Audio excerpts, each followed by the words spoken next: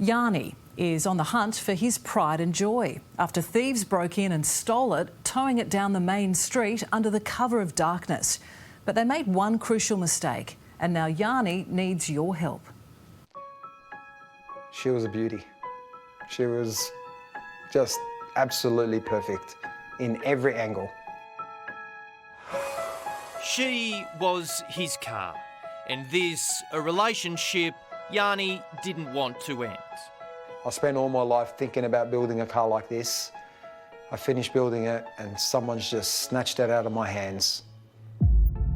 What happened is heartbreaking, or as Yanni puts it, dragging a car like that is cruel. Cruel. Cruel.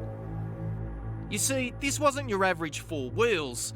It was a Walkinshaw. Definitely a Holden Motorsport iconic car. They made 750 of them.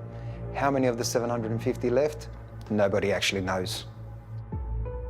And this one is now the subject of a police investigation. These thieves knew what they were doing. They struck in the early hours, waited for the door of the secure underground car park to go up, and then went to work, attaching a rope to drag this collector's dream from its home up 2 levels and out onto the streets of Arncliffe in Sydney's south. Someone reached out to me on Facebook and told me that they saw a Walkinshaw getting dragged across Princes Highway. Yanni, a construction worker, had been building his dream in what little spare time he had. But after 5 years, the 39-year-old didn't get to the finish line. Had you ever driven this car? Literally from the detailers into the underground basement, which is 2 levels below, street level, parked it up, disabled everything, and car covered it. So you've driven it briefly once in 5 years? Correct. So this is where you kept your baby, pretty much? All that's left are the memories and the glass from a smashed window. There's no feeling in the world of losing something that's your prized possession that can feel like. Yeah. And I detect, I can see, you know, you're a little tear in the eye. This means a lot to you, doesn't it? Definitely, definitely.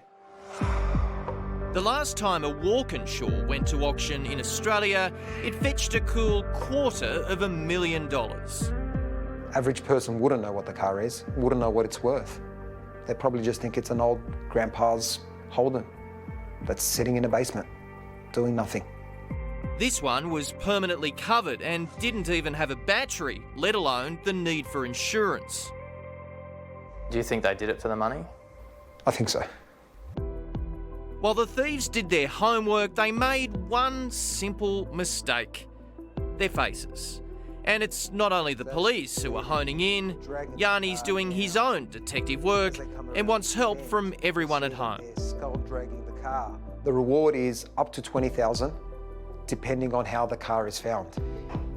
If she's found perfectly well and unharmed, whether we find the shell or we find the complete car, the reward will stand.